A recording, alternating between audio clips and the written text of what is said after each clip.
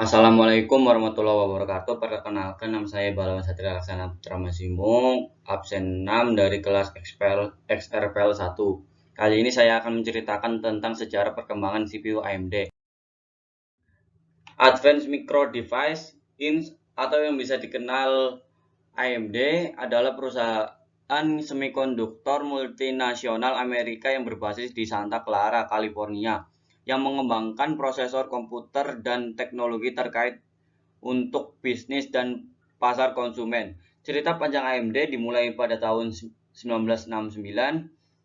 Perusahaan ini dibentuk dengan modal 100.000 US dollar, jumlah yang besar untuk saat itu. Dengan pabrik baru ini, 3 tahun kemudian AMD menandatangani kontrak untuk menjadi sumber sekunder sebagai pemasok prosesor mikro PC Intel untuk IBM.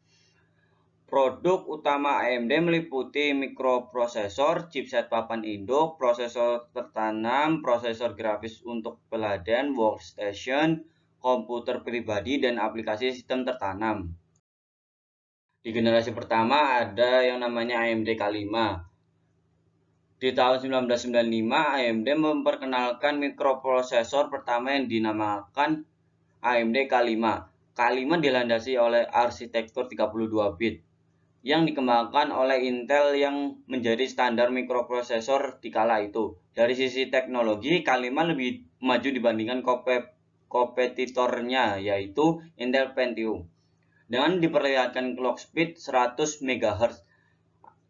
Kemudian di generasi kedua ada yang namanya AMD K6. Dalam waktu 2 tahun kemudian, AMD meluncurkan AMD K6 yang diposisikan sebagai prosesor berkinerja tinggi yang lebih murah untuk menyaingi prosesor Intel Pentium 2. Hadirnya prosesor ini membuat harga PC menjadi lebih terjangkau. Selanjutnya, AMD menghadirkan K62 yang merupakan perbaikan dari versi sebelumnya dengan penambahan fitur 3.0. Berikut juga kehadiran AMD K63 Sharptooth yang merupakan versi K6 dengan adanya 3 charge yang terdiri dari 64 KB L1, 256 KB L2, dan variasi sampai 2 MB pada L3. Yang terus selanjutnya ada KMD K7 kelahiran Athlon. Prosesor ini merupakan prosesor berarsitektur 32 bit tercepat di kala itu dengan clock speed mencapai 1 GHz. Ini diluncurkan beberapa hari sebelum dirilisnya Intel Pentium 3 1 GHz. Selanjutnya berurutan hadir varian dari Athlon menyerupai Athlon Thunderbird, Athlon Duron, Athlon Palomino, Athlon Thunderbird, dan Barton, Athlon Thornton, dan The New Duron. Yang kelima ada AMD K7, Sempron pesaing Intel Celeron. Sempron mempunyai memori charge yang lebih rendah serta lambat dibandingkan dengan Athlon. Prosesor ini dibentuk sebagai pesaing dari Intel Celeron yang juga dirancang sebagai komponen PC berbiaya rendah. Yang keenam ada AMD K8 Athlon 64. Di tahun 2003, AMD memperkenalkan prosesor X86 pertama yang ditunjukkan untuk komputasi 64 bit dengan nama Intrum K8. Prosesor ini merupakan variasi K7 yang dimodifikasi dengan memakai rancangan 64 bit. AMD bisa meningkatkan proteksi memori sampai 1 TB atau yang bisa dikenal TB. Kemudian ada AMD K8 atau Sempron. AMD juga memperbarui jajaran Sempron dengan memakai arsitektur K8. Seperti Sempron generasi pertama, prosesor ini mempunyai charge lebih kecil dan clock speed lebih rendah dibandingkan K8 Athlon. Yang 8 ada K8 Athlon 64 X2.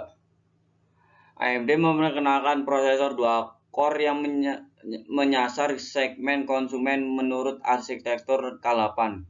Meskipun dua inti prosesor tersebut tidak bekerja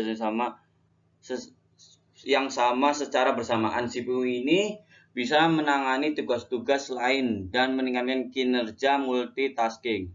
Yang kesembilan ada AMD K8 Turion dan Turion X2. Di tahun 2005, AMD memperkenalkan lini produk untuk perangkat mobile notebook dengan nama Turion. Produk ini memakai arsitektur yang sama dengan prosesor desktop, tapi bisa bekerja dengan daya yang lebih rendah. Kemudian hadir varian lain diberi nama Turion X2. Yang ke-10 ada AMD K10 generasi quad-core Phenom. Di tahun 2007 ini, AMD memperbarui jajaran prosesor di kelas high-end yang mempunyai 4 inti melalui Phenom yang menggantikan Athlon. Pada tahun 2009, berlanjut dari Phenom 2 dengan fabrikasi 45 nanometer yang memakai konsumsi daya lebih rendah. Ini membuat AMD sanggup meningkatkan clock speed tanpa menghasilkan panas yang berlebihan. Kemudian muncul pula Phenom 2 X2 di X3 yang masing-masing mempunyai clock dan 3 die dalam satu prosesor. Yang ke-11 ada AMD K10 Athlon 2 dan Sempron. AMD menurunkan berbasis K10 yang menyasar segmen low end melalui seri Athlon 2 agar biaya produksi rendah. Prosesor tersebut memakai die CPU tanpa L3 charge. Selanjutnya Sempron kembali hadir melalui arsitektur K10, kemudian dilanjutkan dengan Phenom 2 K6 yang memperkenalkan teknologi turbo core yang memungkinkan prosesor meningkatkan clock speed sampai 3,7 GHz. Yang ke-12 ada AMD K10 Fusion atau Liano. Seri pertama APU hadir dengan konsep membuat prosesor yang bisa menghasilkan kinerja CPU dan grafis yang bertenaga. Ini ditujukan bagi pengguna yang ingin bermain game dengan tampil grafis minimal serta biaya rendah. Yang ke-13 ada AMD Bulldozer Zambezi.